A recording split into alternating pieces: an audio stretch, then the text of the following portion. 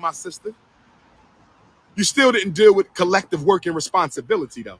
I still heard a lot of Eurocentric individualism. I still heard a lot of Eurocentric individualism. And I don't know where you've been getting your reports from, sweetheart, but we got 2 million Africans with college degrees unemployed. We got 2 million Africans with college degrees unemployed because you was doing a whole lot of pushing college. You was doing a whole lot of pushing college today, like it's some form of upward mobility. I'm sorry, Sister Ebony K. Williams. College is not an opportunity for 21st century Africans. Degrees, divas. A new epidemic that has come out of the pen they used in gender studies has crept up the arms of black women everywhere, crawled across their chests, straightening along the spine, only to become the stringent stick up their bum. There is a calypso in my culture about education that goes a bit like this. Children go to school and learn well. Otherwise, later on in life, you gon' catch real hell. Without an education in your head, your whole life will be pure misery. You're better off dead. This is Theorist Theories. Make sure to like, share, and subscribe to hear more. The lyrics basically recall the misery, unhappiness, and eternal blight that an uneducated mind may incur.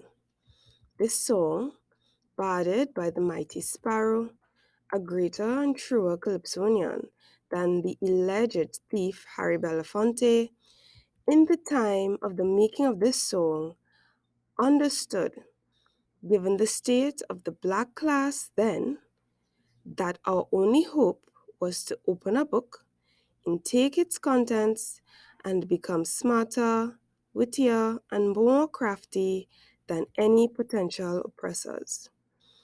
These oppressors, however, ran the schools the children of the oppressed went to, and those in power hold the message. And for any message that could not be successful or that is created in opposition, there is a crafty recreation of intent and purpose of what was meant to serve the black community. It was your great-grandpappy or grandmother, those who were wise of course, who saw education as your way out, even generations away from them. But the oppressors may not have liked that message. Set on destroying the black community, the positive message was then turned into a tool of egalitarianism, or the I am better than youism. A tool, like gender, like race, was set to separate and to divide. We were communicated that the only thing in an office that would make you valuable was a degree. So off to the universities we went, generation after generation.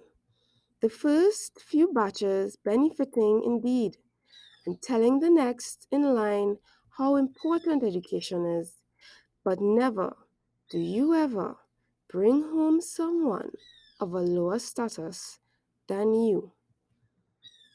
Of all the groups that took this gas and filled the cars of their lives have been the black woman. A plumber? Do you want to be smelling of crap all your life? A mechanic? You clean house, or your clean house, will always get glued with grease. Any man who does not have a degree is below your level and below your family's level, even though you may be the first to go off to college. Equally yoked, they say. This man will pull you down into the dirt of poverty and unhappiness. So you, woman, generation after generation, more and more, scorn the blue-collared man and call him names that could hurt a stoic's feelings.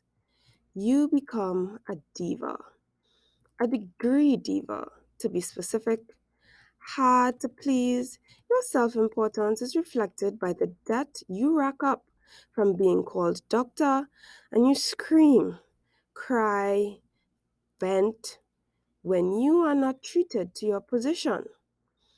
You grip your degrees to your womb, for this is an outcome you birthed for a better life. You made the what of you and forgot the who of you. The who, which is what you are made of, not what you know. And a degree we all know shows what you know. But are you made of self love? Are you made of love? Or do you strut each day with undeserved pride? Do you embody patience? Or are you a waspish queen bee who stings when the clock runs out? Do your words create calm or are you stirring chaos? Are you happy? The degree, initially meant as Sparrow says, as a way out, has become your paper prison, a scripted chart to course your future, an inflexible future that must include specified stages of success, that must renounce any deviations from the norm and remove any aberrations that may threaten status.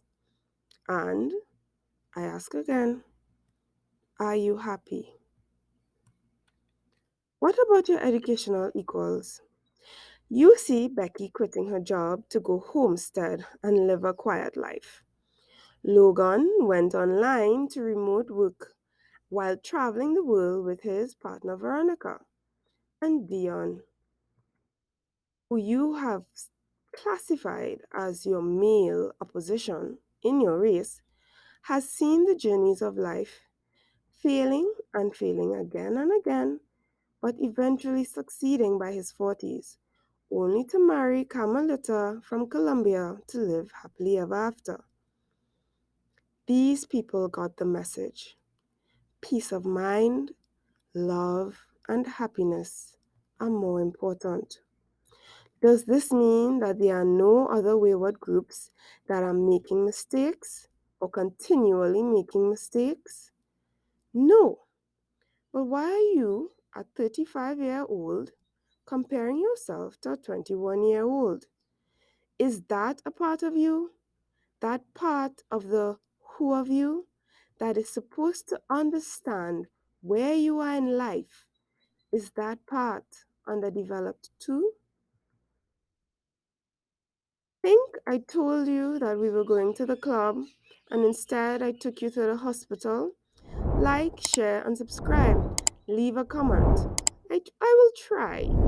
No promises to be nicer next time. This is The Theorist.